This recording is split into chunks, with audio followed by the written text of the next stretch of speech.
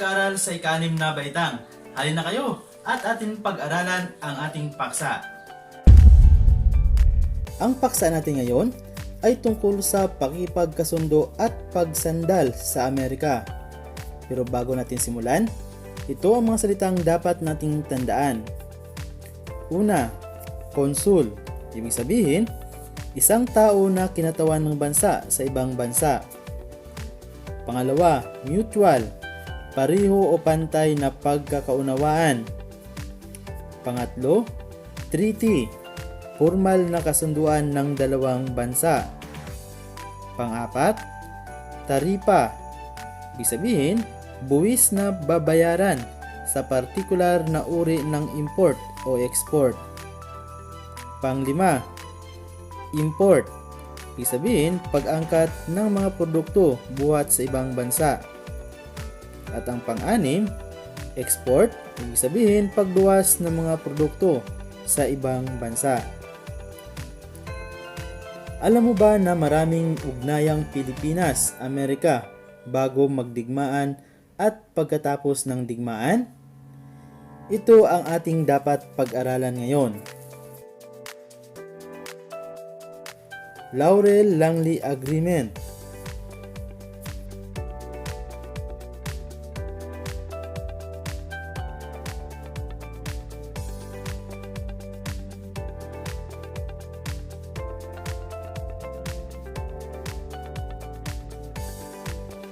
President Manuel A. Rojas and U.S. Ambassador Paul V. McNutt. Ito ay ilan lamang sa mga nilagdaang kasunduan ng Pilipinas sa Amerika. Pag-usapan natin ang kasunduang nilagdaan ng ating mga pinuno sa Amerika. Una ay ang Treaty of General Relations. Ang treaty na ito ay kilala rin bilang Treaty of Manila ng 1946. Ang layunin ng kasunduang ito ay makilala ang pagsasarili ng Republika ng Pilipinas at mapanatili ang malapit at maayos na relasyon sa pagitan ng Pilipinas at Estados Unidos ng Amerika. Ang Estados Unidos ng Amerika at ang Republika ng Pilipinas ay nagnanais na higit pang mapagtibay ang matagal ng pakikipagkaibigan at kasunduan ng dalawang bansa at makilala ang kasarinlan ng Republika ng Pilipinas. Hulyo 4, 1946 at soberanya nito ay sumang-ayon sa mga sumusunod na artikulo. Artikulo 1. Ang Estados Unidos ng Amerika sa pamamagitan ng kasunduang treaty, ito ay sumasang-ayon na bawiin at isuko lahat ng karapatan ng pag-aari, pangangasiwa, jurisdiction, kontrol o soberanyang umiiral na ginagampanan ng Estados Unidos sa ibabaw ng teritoryo at mga tao ng Pilipinas. Maliban sa paggamit ng mga base militar, kagamitan sa naturang mga base militar at lahat ng karapatang may kinalaman dito na ang Estados Unidos ng Amerika sa pamamagitan ng kasunduan sa Republika ng Pilipinas ay ipinapalagay na kinakailangan ang kasunduang ito upang mapanatili ang mga mutual na proteksyon ng Estados Unidos ng Amerika at Pilipinas. Ang Estados Unidos ng Amerika bilang karagdagang pagsang-ayon ay kinikilala ang pagsasarili ng Republika ng Pilipinas bilang isang hiwalay na nagsasariling bansa at may kapangyarihan at kontrol sa bayan sa ilalim ng saligang batas ng Republika ng Pilipinas. Artikulo 2. Ang diplomatikong kinatawan o konsul ng bawat bansa ay magtatamasa ng mga pribilehiyo at immunities gamit ang kinikilalang batas internasyonal. Ang konsul o kinatawan ng bawat bansa ay pagkakalooban ng gaya ng nararapat na pagkilala sa may dalang exequatur o kasulatan buhat sa kanilang pamahalaan na gampanan ang kanilang tungkulin Ang konsul ay pinahintulutang manirahan sa mga teritoryo nang naayon sa lokal na batas. Tatamasain nila ang mga honorary, mga pribilehiyo at immunities na ipinagkakaloob sa naturang mga opisyal. At sila'y taratuhin sa isang paraang mas kanais-nais kaysa mga katulad na opisyal ng anumang iba pang mga banyagang bansa. Artikulo 3. Habang hinihintay ang pagwawakas ng pagtatatag ng mga bagay na kailangan sa Philippine Foreign Service Establishments sa ibang bansa, ang Estados Unidos ng Amerika at ang Republika ng Pilipinas ay sumasang-ayon na sa kahilingan ng Republika ng Pilipinas sa Estados Unidos ng Amerika ay pagsikapan. Saganang ito ay maaring magawa upang kumatawan sa pamamagitan ng kanyang foreign service ang mga interes ng Republika ng Pilipinas sa mga bansa kung saan may kinatawan ang Pilipinas. Ang dalawang bansa rin ay sumasang-ayon na ang anumang naturang kaayusan ay magtatapos kapag sa paghukom ng alinmang bansa ang nasabing kaayusan ay hindi na kinakailangan. Sa Artikulo 4, ang Republika ng Pilipinas ay sumasang-ayon na gampanan, bayaran ang lahat ng mga utang o liabilities ng Republika ng Pilipinas, ang mga lalawigan, mga lungsod, munisipyo at sangay na kung saan ay may bisa at epekto sa petsa ukol dito. Ang Republika ng Pilipinas ay gagawa ng sapat na probisyon para sa mga kinakailangang pondo para sa pagbabayad ng interes sa prinsipal na mga bonong ipinalabas bago at hanggang Mayo 1, 1934 sa ilalim ng otoridad ng isang gawa ng Kongreso ng Estados Unidos ng Amerika sa pamamagitan ng Republika ng Pilipinas o anumang lalawigan, lungsod o munisipalidad sa ganyang bagay at tulad ng obligasyon ay magiging unang lien sa buwis na kinokolekta sa Pilipinas.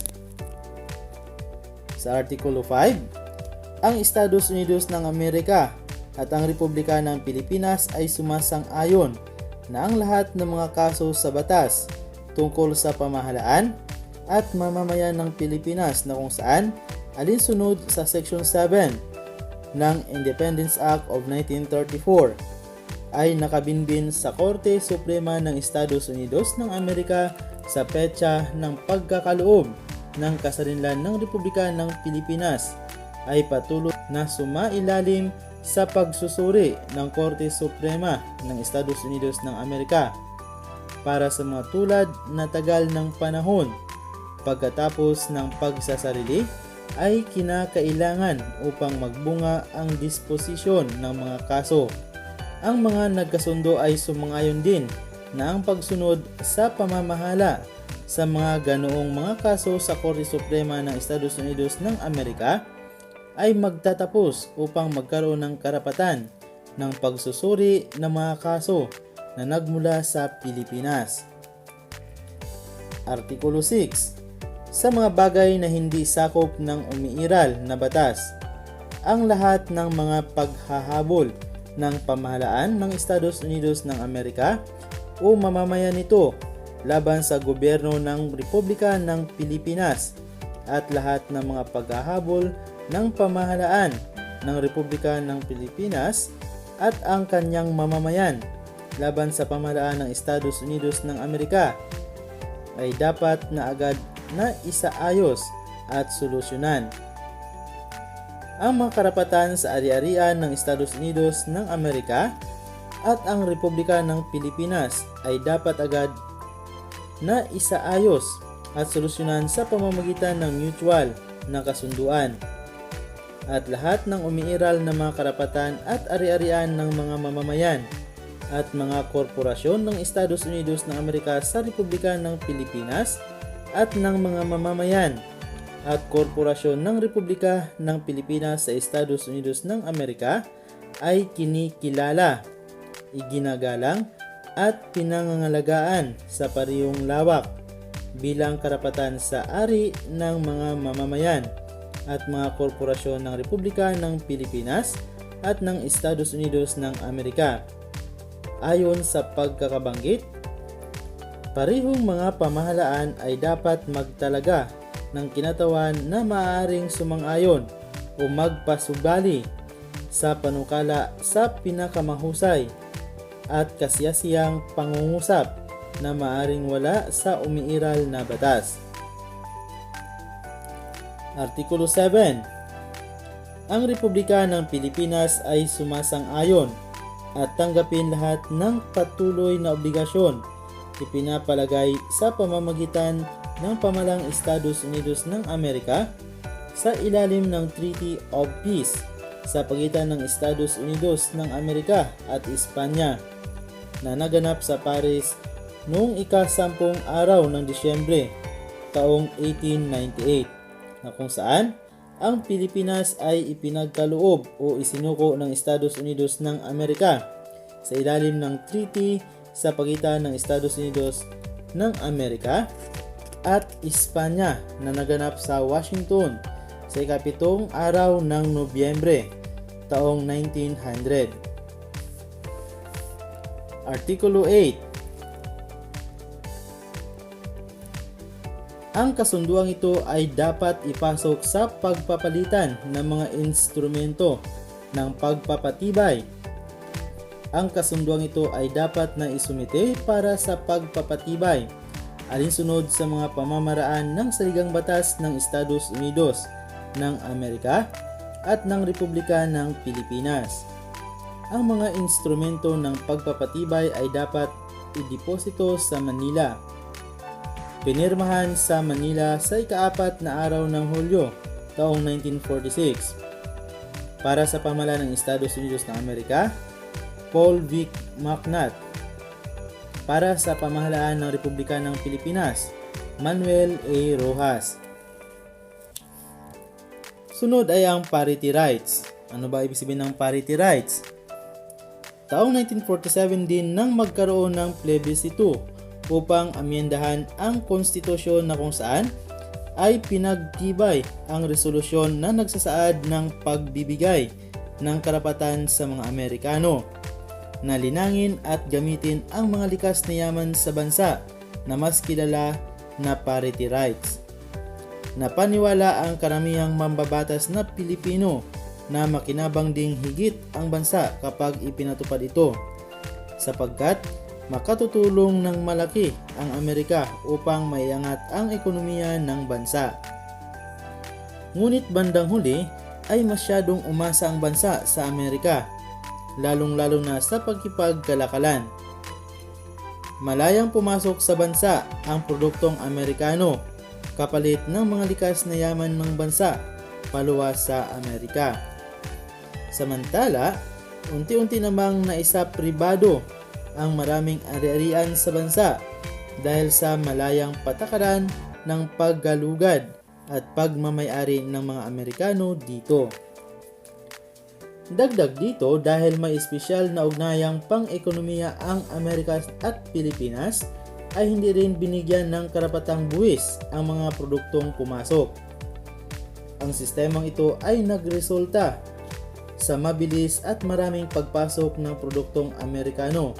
Kasabay nito ay ang paglawak ng edukasyon na nagturo sa mga Pilipino ng demokrasyang pamamahala at wikang Ingles na naging instrumento upang yakapin ang kanilang kultura. Ito ang naging daan kaya't naging madali sa mga Pilipino na yakapin ang kolonyal na kaisipan o colonial mentality sapagkat pinasok nila ang kaluluwa ng kultura ng bansa, ang wika. Ang mga ginawa ng mga Amerikano ay naging kaakit-akit lahat sa mga Pilipino. Noon, dahil sa masamang karanasan sa mga Hapon. Kaya naman higit na kaisipang kolonyal mula sa Amerikano ang nakuha ng mga Pilipino.